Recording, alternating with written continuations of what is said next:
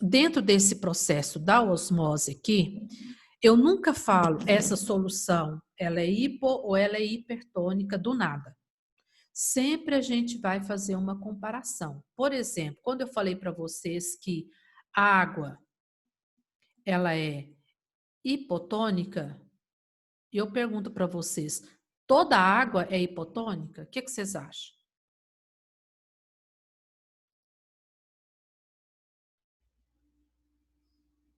Quando eu falo que a água é hipotônica, todo tipo de água é hipotônica? Quem vai me responder?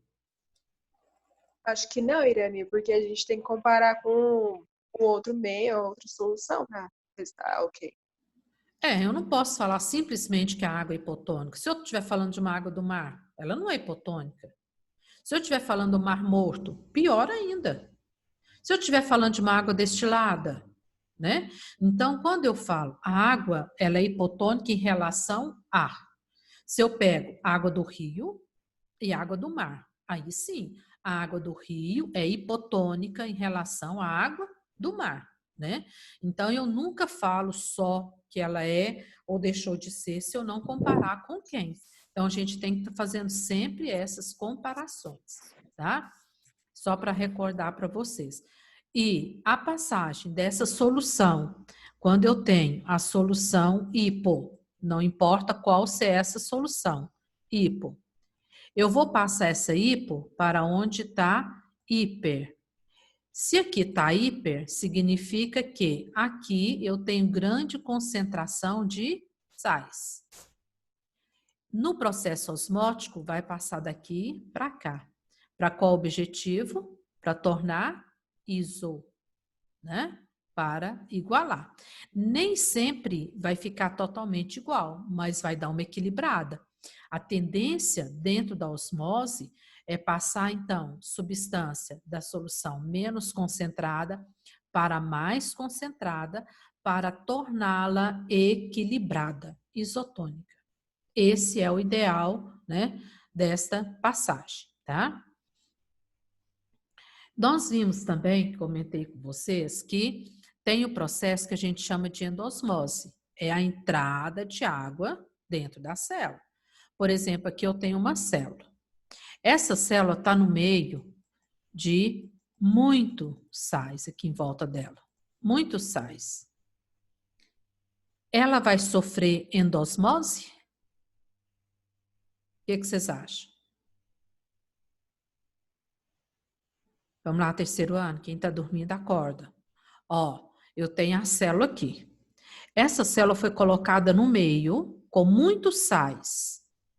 Ela vai sofrer endosmose ou exosmose?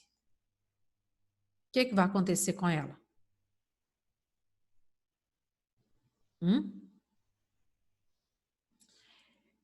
Ela Exosmose? não. Ah, exosmose, isso sim. Por quê? Por que ela vai sofrer exosmose? Porque o sal vai tentar, a água vai tentar dissolver o sal, tá no meio externo. Isso mesmo. Então, essa água vai perder, essa célula vai perder a água para o meio, não é? E ela vai sofrer o que nós chamamos de exoosmose. Por quê? Ela está no meio mais concentrado que ela. Então, ela vai perder água para o meio para equilibrar a situação. Agora, se ela estiver no meio que tem menor concentração do que ela, aí ela vai sofrer endosmose, porque aí a água vai passar para dentro dela, tá? Isso aqui, terceiro ano, tem que estar na ponta da língua, viu? Saber que quando essa célula está no meio hipertônico, ela sofre exosmose. Quando ela está no meio hipotônico, ela sofre endosmose, tá? Então, esse parágrafo aqui, ele é importante dentro desse processo aí. Agora, em determinadas situações, pode acontecer o que nós chamamos de plasmóptise, plasmólise. Seria a ruptura da membrana plasmática. Por quê? Se eu coloco, por exemplo, essa célula aqui, eu vou colocar ela no meio no meio, só que aqui dentro da célula vai estar mais concentrado do que o meio que ela foi colocada. Então, vai acontecer o quê? Endosmose. Aí a água vai passar do meio para dentro dela. Vai passar. Pode acontecer de passar muita água para dentro dela e ela não suportar. E aí, o que vai acontecer? A membrana dela vai estourar e vai ocasionar o quê? Morte das células. Isso aqui acontece muito em questão vegetal. Quando você coloca muita água na planta, quando chove demais, né? Ou quando a gente rega a planta em excesso, a planta morre. Por quê? As membranas da célula dela vão estourar de tanta água que a gente colocou. Aí você vai falar assim, Irani, mas tem planta que gosta de muita água. Tem planta que gosta de muita água, mas não é excesso de água. Você colocar água demais, ela vai morrer, tá? Então, pode acontecer. Dentro do nosso corpo, pode acontecer isso aí? Algumas células pode, se a gente beber água demais e as células não suportar, tá? Pode acontecer. Em alguns animais, como protozoários, por exemplo, que vivem em meio aquático, né? Eles têm uma bombazinha chamada vacúolo contrátil ou pulsátil. Esse vacúolo aqui, ele funciona como uma boia, que ele fica batendo o tempo todo e vai expulsar o excesso de água para o meio, evitando que a célula sofra a plasmose. Por exemplo, se eu tenho uma ameba, né? Essa ameba, ela vive no meio aquático, água doce. A tendência, a água doce é menos concentrada do que ela, é hipotônica em relação a ela. Então, o que é a tendência? É passar água do meio para dentro da ameba, para dentro da ameba. E aí, a ameba vai crescendo de tanta água, vai crescendo, vai aumentando de tamanho. Se eu não tiver um meio de regular essa água aqui, ela vai estourar, ela vai morrer. Então, o vacúolo contrátil ou pulsátil é como se fosse uma boia, uma bombazinha, né? Que trabalha controlando essa quantidade de água do meio intra com o meio extracelular, tá? Evitando que ela se estoure, né? Aqui nas plantas, nas bactérias, como elas têm a parede vegetal mais rígida, é mais difícil acontecer, mas pode acontecer também, tá? Quando essa célula está cheia de água, a gente fala que ela está túrgida. E aí eu vou ter uma pressão de turgescência. Por que eu vou ter essa pressão? Porque esse vacúolo, quando ele está muito cheio de água, ele acaba pressionando as organelas citoplasmáticas e pressionando a membrana citoplasmática. Na célula vegetal, a gente tem, aqui por fora, a gente tem a parede vegetal, que é de celulose, e aqui dentro a gente tem a membrana plasmática, que é fina e delgada. Essa célula aqui, se eu estou regando essa planta está enchendo de água, está enchendo de água, enchendo de água, esse vacúolo vai crescer, crescer, crescer, crescer e vai tornar a célula cheia, túrgida. Túrgida é o mesmo que cheia, para estourar, tá? Túrgida. E aí, essa célula ficando túrgida, esse vacúolo vai crescer tanto que vai sobrar pouco espaço para as organelas citoplasmáticas e acaba pressionando a membrana. Então, eu falo que teve uma pressão de turgescência.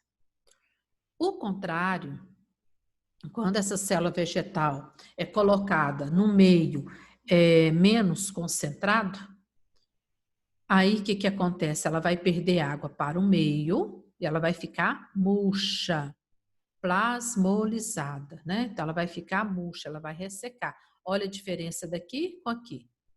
O vacúolo com pouca água, a membrana até retrai aqui, ó, sai da outra membrana, né? E ela vai ficando murcha, porque ela foi colocada no meio muito concentrado. E aqui eu volto a falar do vegetal de novo, terceiro ano. Quando as pessoas, eu não sei se vocês têm alguém aí que mexe com fazenda, com plantação, quando eles vão plantar, eles têm que escolher o adubo certo, da quantidade certa, né? Dependendo da quantidade de água.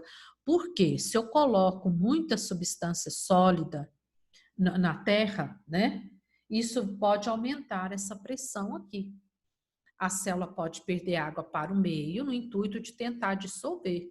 Então, o excesso de adubo, o excesso de nutriente no solo mata a planta também, por causa desse processo aqui. A planta começa a perder água para o meio e ela vai ficar murcha, ela vai ficar seca, desidratada, porque tem muitos sais aqui em volta e pouca água. E ela acaba morrendo, tá? Quando a planta tem uma reserva de líquido maior, quando a planta está mais velha, menos problema. Agora, quando a planta está novinha, ela não dá conta de ter esse controle, tá? Aqui eu tenho a célula vegetal normal, a parede de celulose, o vacúolo dela, que é uma estrutura que serve para armazenar água, né? E aqui é nas duas situações. Ó, ela é túrgida, se eu coloco ela no meio hipotônico, ela fica plasmolizada.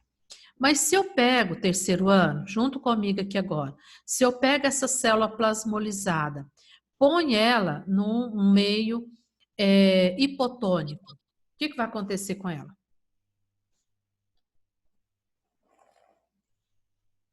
Essa célula ainda não morreu, está viva. Nas últimas. Eu pego essa célula e ponho ela no meio hipotônico. Ou Uai, seja, ela consegue sobreviver, não consegue? Porque antes ela ela estava no hipertônico, não era? era. Aí ela consegue, porque ela recupera. Recupera. Por isso que a gente está vendo que a planta está murchando lá na terra. O que a gente faz? Ih, essa plantinha está precisando de uma água, não é assim? A gente vai e rega a planta, ela recupera. Agora, lógico que se eu deixar isso em grande quantidade, muitos dias, ela não vai conseguir recuperar. Mas o normal é ela recuperar sim, tá? Essa célula plasmolizada aqui, se eu rego, se eu ponho água, ela volta a ser normal. Terceiro ano, o ideal é que ela fique nesse estado aqui, ó. Aqui não é bom, as organelas ficam comprimidas, exerce a sua função com muita dificuldade, e aqui também não é bom. Nessas duas situações aqui, eu posso matar essas duas células. Dependendo da planta, ela pode não resistir e pode morrer, tá? Tanto com muito, com pouco. Por exemplo, o cacto.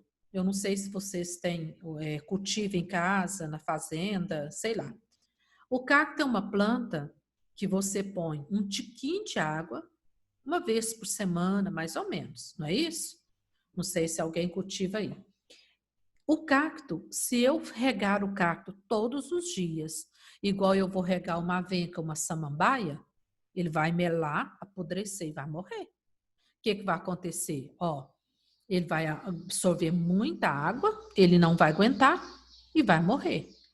Aí agora você volta comigo a samambaia, a avenca, por exemplo. É uma planta que precisa de ambiente úmido, de muita água, né? Então, se eu deixá-la sem água, ó, ela vai ficar plasmolizada, vai secar e vai morrer. Então, por isso que eu tenho que manter normal essa quantidade aqui, tá? Terceiro ano, isso aqui é muito importante, engloba várias áreas, principalmente aí a questão, né, de adubação, de solo, tá? Uma boa questão que eles podem fazer contextualizada para vocês. Aqui, então, turgescência, ó, é quando a célula é mergulhada numa solução hipotônica, menos concentrada, né? E a água vai penetrar dentro da célula por osmose, o volume dela vai aumentar, vai exercer uma pressão na parede, porque encheu, né? E essa pressão passa a impedir a entrada de mais água. Olha que legal. Quando ela estica todinho, que ela pressiona a parede, além do citoplasma ficar esmagado aqui, ela impede a entrada de água, porque significa que está cheia, não cabe mais, né? Então, ela atinge o volume máximo. Então, diz que a célula encontra-se túrgida, cheia, tá? Oi, Dani, Oi. mas sobre isso que você falou, sobre turgescência, por que o cacto não faz isso então para poder sobreviver? É só ele não absorver tudo, não tem jeito de fazer isso, não? Mas qual a característica dele? Não é armazenar água? Aí Ele complica. vive em substância seca E a característica dele é armazenar água em seu caule. Aí, quando eu coloco muita água, é tipo assim, o que ele vai pensar? Nossa, tem muito, eu vou ter que sugar, eu vou ter que guardar, né? Então, ele não tem esse controle, entendeu? Ele acaba apodrecendo com tanta água. Aí você vai falar assim, e as outras plantas? Não tem esse controle? Tudo tem um limite. As outras plantas têm esse controle. Mas pode chegar um ponto que ela vai perder esse controle se você continuar insistindo em colocar água todos os dias e muita quantidade de água, tá? Então, o cacto não tem vacúolo contrátil, não? Não. Ele tem o vacúolo, esse vacúolo aqui é o vacúolo normal. O contrátil é só para os protozoários, tá? Entendi. Esse aqui é o vacúolo normal da planta vegetal, que toda planta tem, o cacto tem. Tanto é que ele armazena água nos seus caules, né? Tem também, tá? Ele só não consegue ter esse controle porque é característica dele armazenar, puxar água para dentro dele. Tá certo? Entendi. Continuando aqui, então. Olha, quanto mais esticada estiver a parede, maior vai ser a pressão PT, que é a pressão de turgescência, tá? Quanto mais esticada estiver. Isso aqui é igual um balão. Você vai enchendo, enchendo, enchendo, enchendo, enchendo, chega um ponto que estoura, né? Então, e quando ele está bem cheio, sem estourar, não adianta você colocar mais ar que não vai conseguir, ele vai meio que barrar essa entrada de ar. Agora, o contrário, a plasmólise, né? Quando ela está mergulhada no meio hipertônico, essa célula vai perder a água, vai diminuir o seu volume citoplasmático, né? O citoplasma se retrai, o vacúolo, né, da célula murcha, fica murcho, tá? Então, aí, nós vamos falar que essa célula está plasmolizada. Agora, terceiro ano, a gente pode brincar com essa célula, né? Eu posso ter aqui, por exemplo, uma célula que é normal, isotônica, normal. Eu posso colocar essa célula no meio hipertônico. Então, se eu colocar ela no meio hipertônico, ela vai diminuir, ela vai murchar. Por quê? Ela vai perder água para o meio. Mas se eu trago ela para o meio hipotônico, a tendência dela é voltar, né, a crescer, ela vai ficar maior. E do meio hipotônico, se eu trago para o meio isotônico, ela volta ao normal. Então, tem muitas células que a gente pode brincar com elas nesse sentido aqui, e elas vão sobreviver de boa, tá? Algumas células não aguentam. Se eu coloco no meio hipertônico, elas morrem. Se eu coloco no meio, né, hipotônico, elas morrem. Por isso que aí a gente vê os fazendeiros sofrer com a ação do meio ambiente, do tempo. Nossa, eu plantei, deu uma seca, né, e não estava previsto, não chove, não chove, não é irrigado. Aí a tendência é perder a planta. Por quê? O meio está muito concentrado e não tem água para dissolver. Nossa, eu plantei, choveu demais, uma semana seguida, né? Ou 2 semanas, só chuva, como nós tivemos aí o janeiro, não é assim? Aí o que que acontece? Ele pode perder também por excesso de água. O ideal é que fique aqui. Hoje as lavouras contam com o recurso da irrigação, quando eu tenho essa situação aqui.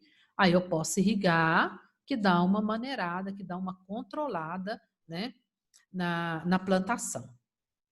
Até aqui, terceiro ano, alguma pergunta? Pode ter certeza que isso é questão que eles vão te cobrar de diversas formas, tá? E cobra muito isso aqui. Ó, aquilo que eu falei para vocês, vão brincar com a célula, né? A célula está plasmolizada. O que é isso? Ela está murcha, plasmolizada, murcha, tá? Se eu colocar ela no meio hipertônico, ela ficou plasmolizada. Mas eu volto ela para o meio normal, ela sofre deplasmólise. O que significa isso? Voltar ao normal, tá? Então, ela vai voltar ao normal. Difusão simples, nós já falamos, simplesmente as partículas vão atravessar, né, a membrana sem a ajuda de nada. A difusão facilitada, eu vou ter moléculas de proteína no meio da membrana para permitir a passagem da difusão. Eu terminei o processo de transporte passivo. Ficou alguma pergunta? Alguém quer comentar alguma coisa?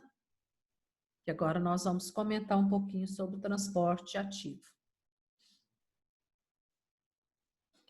O transporte ativo, então, nós sabemos, como ele fala aqui, que muitas substâncias entram e saem da célula, atravessando o quê? A membrana plasmática, né? Essas substâncias que entram e saem, isso vai muito de acordo com a necessidade da célula. Às vezes ela está precisando, ela pega do meio ambiente. Não está precisando, ela joga do meio ambiente.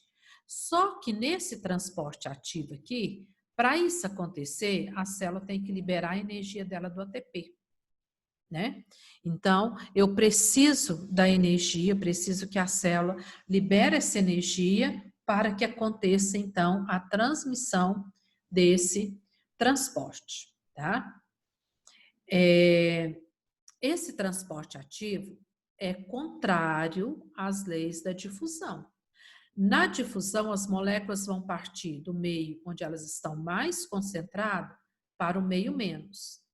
No transporte ativo, elas vão sair de onde elas têm muito para onde tem menos. Só que aí a célula tem que liberar energia para que elas possam sair desse meio, tá? As substâncias vão passar de uma região, né, de menor concentração para outra de maior concentração, com gasto de energia.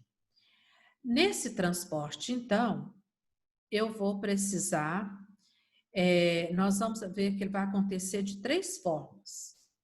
Isso aqui não é muito te cobrado, mas você tem que saber o geral dele, tá? Ele não vai te cobrar detalhado uniporte, simporte, antiporte, mas ele vai te cobrar de uma forma geral. O que seria o transporte ativo? Uniporte é aquele que transporta um único substância. Uma única substância apenas vai ser transportada. Por exemplo, aqui no caso, os íons de cálcio, né? Na contração muscular, por exemplo, tem que liberar cálcio, senão não vai contrair. Nessa liberação, então, né? Eu falo que é uniporte, o nome já indica, ó, único, um só, tá? Simporte, ela vai transportar 2 tipos na mesma membrana, tá? Então, os 2 tipos aqui. Aqui ele fala das sódio, né? E aminoácido, por exemplo. Sódio, né? E aminoácido só de outro componente. O anti, alguma coisa contrária, não é? Anti, vai ser 2 tipos também, mas que vão estar em direção oposta. O simporte são os 2 tipos, mas eles vão estar na mesma direção. O antiporte são 2 tipos, mas eles vão estar em direção oposta, que é o caso do sódio e do potássio no transporte de impulso nervoso. Por quê? Eles vão estar em direção oposta. O sódio está dentro da célula, ele vai querer sair. Não, desculpa, o sódio está fora da célula, ele quer entrar. E o potássio está dentro, ele quer sair. Então, vai haver o transporte dos 2, mas em direção oposta. Um entra, o outro sai. Aqui no simporte, os 2 vão entrar ou os 2 vão sair na mesma direção. Agora aqui vai ser direção oposta para que aconteça, então, esse transporte, tá? Ó, grife isso aqui. Um bom exemplo é essa bomba de sódio, né? Nós sabemos, então, que dentro, aqui eu tenho o axônio de um neurônio, por exemplo, né? Aqui dentro eu vou ter grande concentração de potássio, grande concentração, e aqui de fora eu vou ter grande concentração de sódio.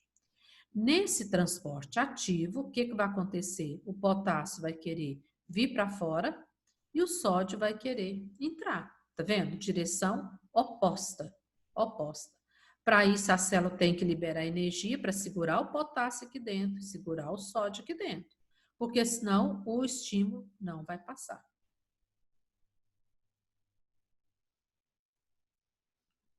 Aqui ele mostra, né, ó, sódio e potássio. Potássio quer sair e o sódio quer entrar, né?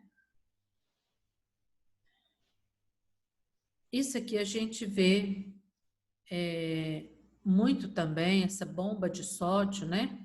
Com os peixes que saem do mar e vão para o rio para reproduzir. Então, quando eles saem do mar, no mar eles não podem perder água, né? Tem muito sal. Quando eles vão para o rio, eles podem perder muita água e tem menos sal. Então, eles precisam ter uma bomba de sódio para poder controlar todo esse equilíbrio deles aí, porque senão eles vão para o rio, né? E depois, lá no rio, eles podem desidratar com tanta perda de água, tá? Então, eles precisam desse meio, desse controle aí. Terminando essa parte, nós vamos falar da endocitose, que é o englobamento das partículas macromoléculas presentes no meio exterior, que vai para dentro da célula. Ela pode ser por fagocitose, que é devorar partículas sólidas, por meio de projeções da membrana, que nós chamamos de pseudópodes. Então, a célula estica e forma seus pseudópodes e realiza a fagocitose. Ou então, olha que partícula sólida, esse desenho também é ótimo para vocês fixarem, tá? Eu tenho a partícula sólida aqui, por exemplo, isso aqui é uma ameba. Ela não tem olho, ela não tem mão, ela não tem boca.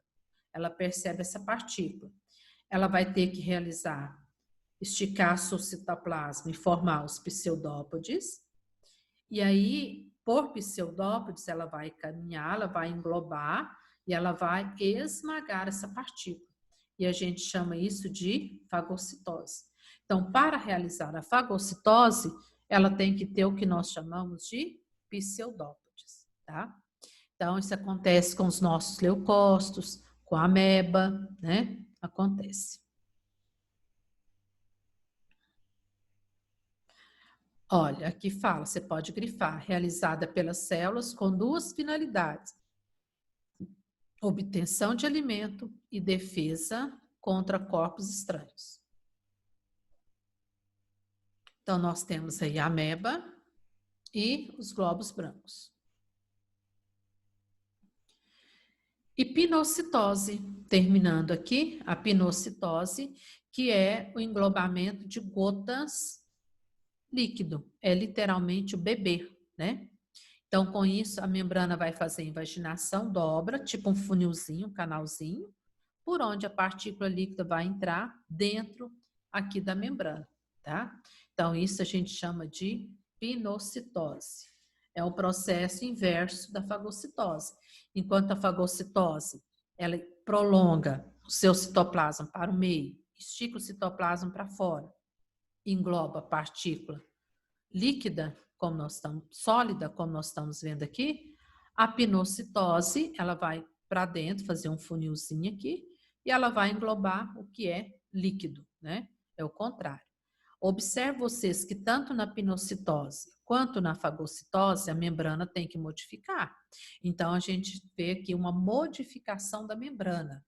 Aqui a modificação é externa e aqui a modificação é interna. Se não modificar essa membrana, não vai haver esse transporte. E depois, terminando essa parte aqui, nós temos a exocitose, que é a forma de excretar aquilo que não é aproveitável, tá? Então, a exocitose é o processo inverso da endocitose. Vai eliminar a substância da célula. Aquilo que não foi aproveitado dentro da alimentação dela, de tudo que aconteceu dentro dela, ela, por exocitose, ela joga fora, né, aquilo que não foi aproveitado. Tá bom? Terceiro ano, Eu vou deixar aqui para vocês verem, depois a gente vai encontrar novamente no